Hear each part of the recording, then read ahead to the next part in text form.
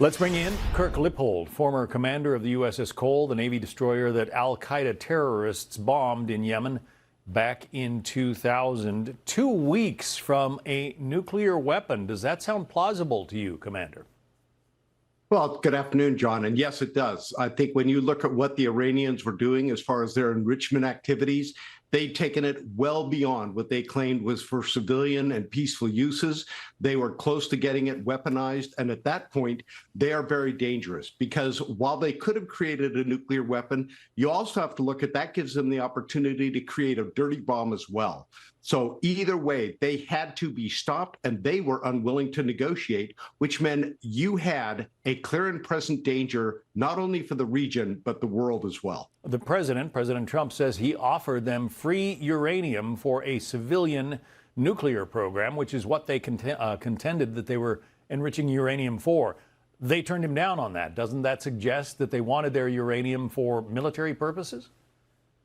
Absolutely, yes. When you look at it, both the United States and at one time Russia said, we will help you develop a civilian nuclear program. And in every case, the Iranian regime turned those offers down and chose to continue with their enrichment activities, getting better centrifuges, more high-powered centrifuges, and some that were specifically designed to create weapons-grade material. So they were clearly interested in producing a bomb and not a peaceful reactor that would provide electricity. You have said that the actions by Israel and the U.S. are long overdue here. What do you mean by that?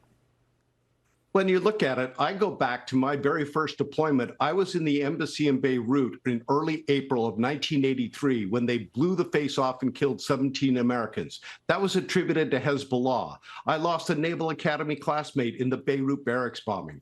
Iran has been killing Americans for decades. And essentially, we've had administration after administration failed to address the threat that they represented, and it continued to metastasize and grow throughout the Middle East and the world. President Trump today has taken the decisive steps necessary to eliminate not only the threat from the regime, but create the conditions for the Iranian people to step up and take over their government and once again have a peaceful Middle East. Given the armaments that already belong to the Revolutionary Guard Corps there, they've already said that they have reconstituted some kind of a leadership, a governing council of 3 people. Do you think it's really possible that the IRGC will lay down their weapons and, return to some kind of a peaceful society? I don't believe that is going to happen immediately. What you're going to see is they will reconstitute the leadership, both for the country and for the IRGC.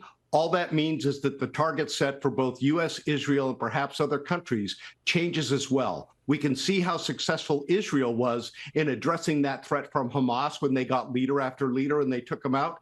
The United States and Israel are capable of doing the same, and I think we'll be able to do it. At some point, the IRGC will realize that they cannot survive as an institution. They are going to come under civilian control in a peaceful measure, and that they will, in fact, have to stand down. Those that don't will pay a very heavy price. And I think President Trump is clearly sending the signal, make the right choice. Put your weapons down, get immunity, otherwise you will be crushed and destroyed. Clearly you think the United States and Israel have made the right move here. What do you say to members of Congress and others who say that, this is an illegal war and the president lacked authorization to launch these attacks? I would say they should go back and read the Constitution, that the commander-in-chief and president is responsible for the national security of the United States. He is clearly taking steps to ensure that our national security is safeguarded. And for those that oppose this war, I've got a simple question. What's the number?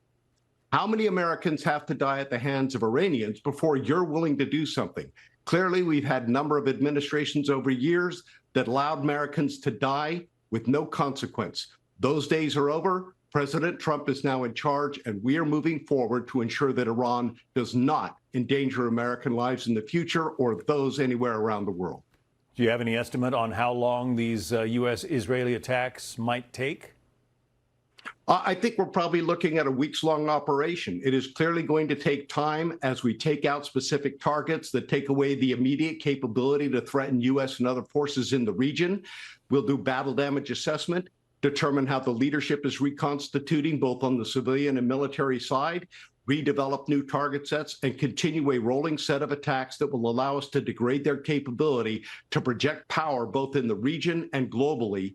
And at that point, then we begin to assess when we can start working with people that are in the country right now to allow the Iranian people to begin to step forward and take control of their destiny.